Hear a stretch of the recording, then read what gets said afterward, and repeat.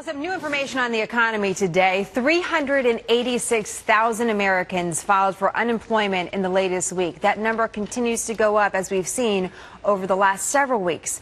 Now take a look at the housing market. We have new news on foreclosure activity. Foreclosure activity jumped last month, up 9%. Big questions about the housing recovery and what's ahead. Joining us now, Robert Borosage, the founder and president of the Institute for America's Future and the co-director for the Campaign for America's Future, and Peter Schiff, president of Euro-Pacific Capital and author of the book, The Real Crash, America's Coming Bankruptcy, How to Save Yourself and Your Country. Welcome to you both, gentlemen. Nice to have you. Pleasure to be here. Now, we have two big campaign speeches coming up today, both of them supposed to be on the economy. When we see numbers like this, and we keep on seeing numbers like this, Bob, one has to question what we're hearing about there being no new ideas presented by either side when it comes to the economy. Are there any new ideas out there that the American people should be asking for?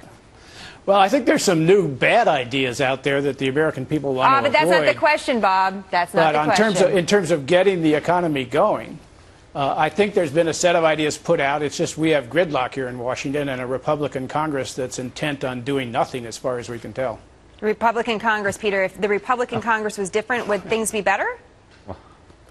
Well, I doubt it. I mean, first of all, there's no doubt that the president was dealt a bad hand. But it's not Bush's fault that he played that hand as poorly as he did. In fact, Obama was a senator before he was president, so he helped to stack that deck. You know, he needs to correct the mistakes of the Bush administration, not expand on them. So how do you do that, Unfortunately, Peter? that's what he's doing. You know, I tried to bring some new ideas to Capitol Hill a week ago today. I testified before Congress, and I tried to bring the idea of capitalism, of free markets to Capitol Hill, and I was shot down. I mean, if you want to see what happened, just go to YouTube and type in Peter Schiff, goes to Washington, and look at what happens when you try to bring common sense to Washington, D.C. Bob, hold your thought for 1 second, Bob. I just want to know specifically what Peter, when you said you're trying to bring capitalism back to Washington, D.C., can you give us a specific about something that you recommended that you'd like to see? Well, I was there. I wanted them to get out of the housing market. Can you believe that these guys in Congress, after what Freddie and Fannie did to single-family housing, they want to do the same thing with apartments. They want the government to guarantee securitized mortgages on apartment buildings. I mean, the worst thing you can possibly do, yet they're about to do it. And they had a bunch of industry lobbyists lining up to try to eat at the public trough, and I was there representing the taxpayer, trying to say enough is enough, and they didn't want to hear anything. They were just ridiculing me and shooting me down, and they're not open to new ideas. They just want to rehash the same failed socialist policies that have been pursued for years in this country. You know, President Obama wants to keep criticizing George Bush. Then why does he keep following his playbook? Why does he have the same borrow and spend, regulate, tax, and print agenda that Bush had? So, why Bob, don't we have some real new ideas in Washington? Because the ones that Obama wants to implement don't work. Let me get Bob's thoughts on this. Bob, I'm sure you disagree with a lot of things that Peter is saying there, but what are the problems that everyone's just too much the same? At this point, there's a too thin of a line that divides everybody when it comes to economic philosophy. Look, we have a huge difference in economic philosophy in Washington now, and Peter's one of the few people in America or in the world who would think George Bush was a socialist. The reality is you've got an economy that's laboring from the worst financial collapse since the Great Depression. It was caused in the private sector, not the public sector.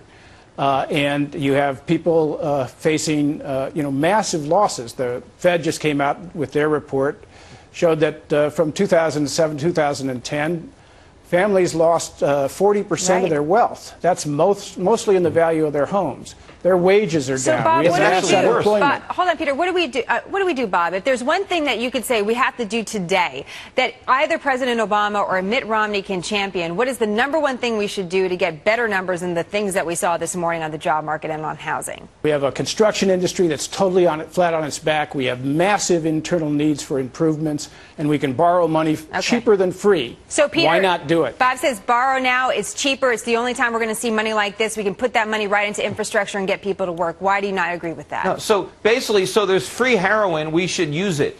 He's advocating what Greece did. Greece borrowed a lot of money when it was cheap. They spent it on government, and then interest rates went up, and they're broke. The same thing is going to happen to us. If we take advantage of all this cheap money and go into debt and squander it on more government and more consumption, this whole economy is going to collapse. And unfortunately, that is what's going to happen. That's the subject of my book. That's why it's called The Real Crash, because it's coming, because we're repeating all the mistakes of the past. We're learning nothing.